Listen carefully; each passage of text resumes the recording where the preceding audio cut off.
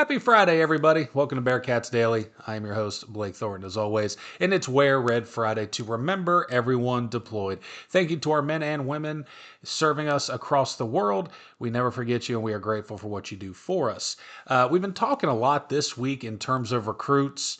The class of 2026 basically has been a big topic going on.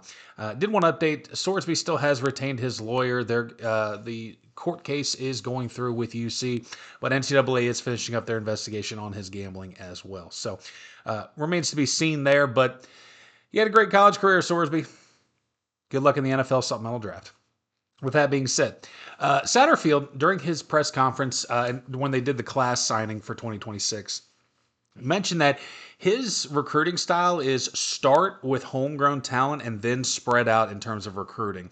And there are two linebackers that we have coming in that are both from Ohio, local guys in the tri-state, basically.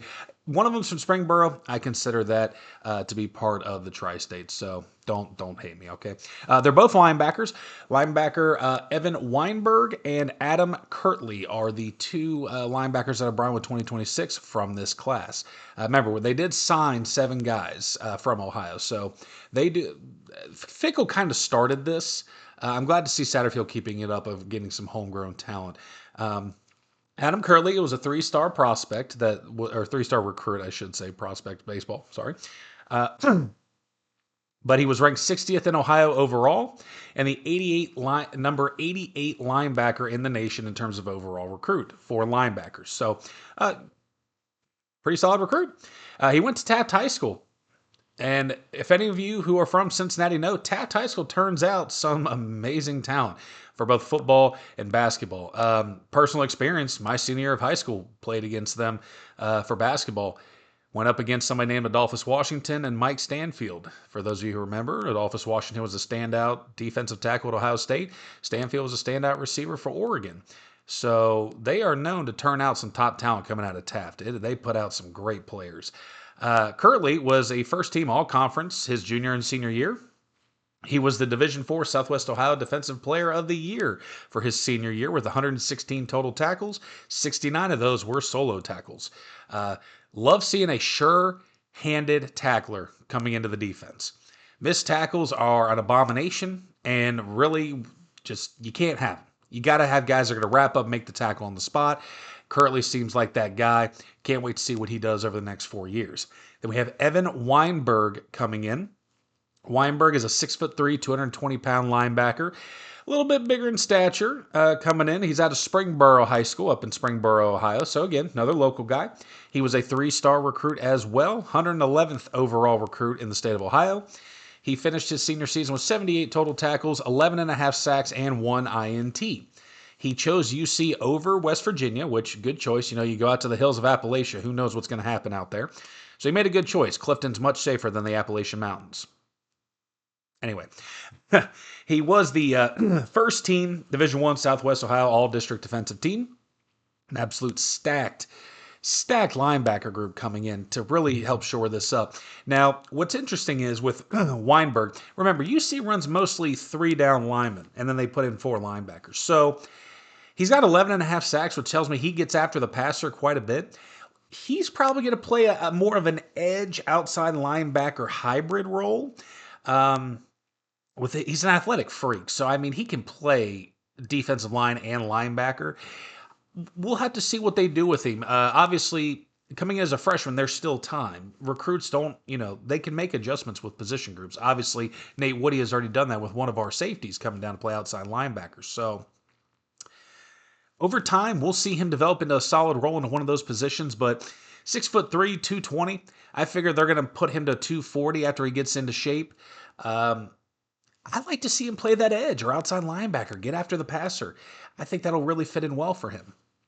And one of the things that have been brought up to me specifically as we've gone through this, people have been asking, why so many 3-star recruits? Why are we only doing 3 stars coming in to the team? Well, 4 and 5-star recruits, we can still recruit, obviously. We can still go after them. But those guys are going to be looking for money as well. So this is where not only does the caliber of the program come in, but also the bank account. UC has money they could spend, but 4 and 5-star recruits, unfortunately, for the time being, Look at Ohio State, Alabama, Michigan, those premier schools, if you want to call them that. And it's a shame that it's that way because, every school can give a player something. But just because they're, 2-star, 3-star, 4-star, 5-star, that does not mean they're going to be successful. That doesn't mean they're going to live, excuse me, up to that height. I'm going to give you some examples. We're going to give you some examples here. You might have heard of Josh Jacobs. He was a 2-star recruit coming into college. We have Khalil Mack, another 2-star recruit coming in. Jimmy Garoppolo. Everyone knows, backed up Tom Brady, played for the 49ers. Aqib Talib was a 2-star recruit. Clay Matthews, 2 stars. Bobby Wagner, 2 stars. What do all these have in common? These are household NFL names. The stars and all that, the projection doesn't mean snot. It's the same way with the draft. Just because you're taking number 1 overall does not mean you're going to be successful. You can be picked dead last and be successful. Tom Brady picked 199, greatest of all time. It's all speculative on the parts of people. You don't know who's going to end up doing what. And it's why I tell people that for NFL, I don't care about draft picks. I just don't. You just have no idea. Look at Shamar Stewart for the Bengals. Garbage.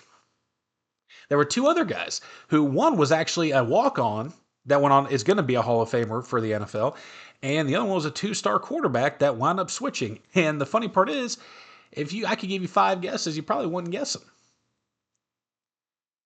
Jason Kelce and Travis Kelce are 2 guys who I will point out in terms of recruiting and the stars and the potential that really went nowhere. Jason Kelce was a walk-on linebacker for UC. He was there from 2006 to 2010. Came in for linebacker and wound up becoming an offensive lineman. They shifted him over. He made 38 starts from 2007 on, where he was a starting guard. In his senior year, he shifted over to center, which his strength and conditioning coach is the reason that he moved over. They said, hey, you'd make a good center. He went in, and the rest was history with that. Kind of weird, isn't it? They brought in that spread offense. He was there when Brian Kelly was there, and Paul Longo was the strength and conditioning coach. And during workouts, he goes, you would really be a good center.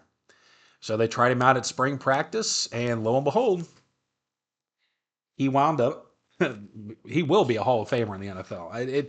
It doesn't matter what the beliefs are. One of the best undersized centers of all time. I hope to see him in the Hall of Fame.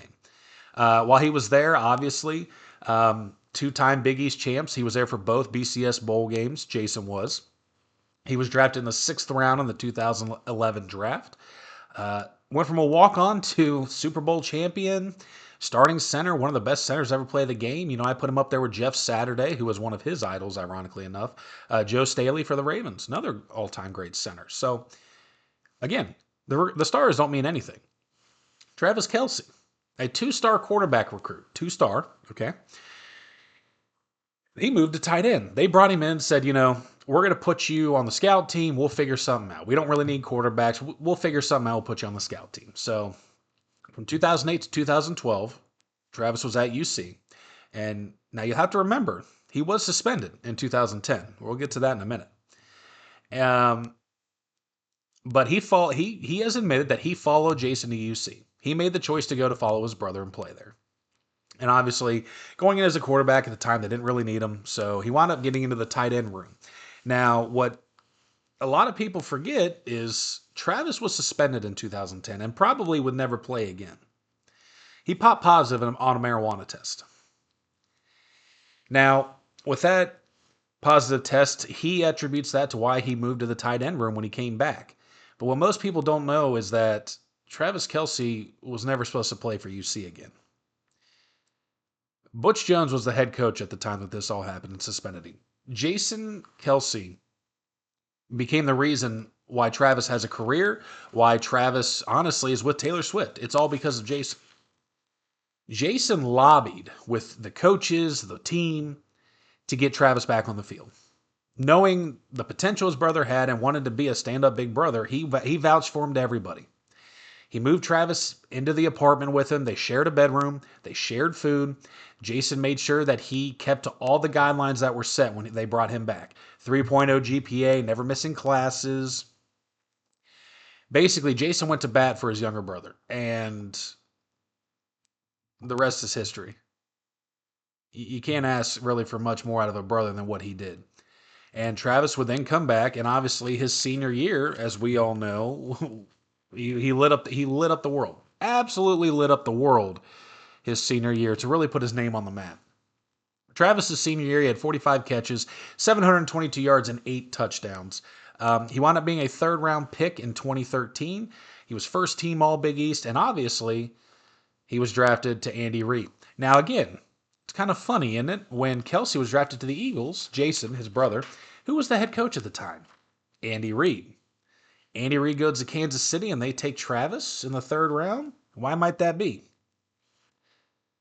Jason, when he was drafted, absolutely put over his brother, Travis, to Andy Reid, telling him he's going to be the best tight end in the draft. This is a guy you got to go get.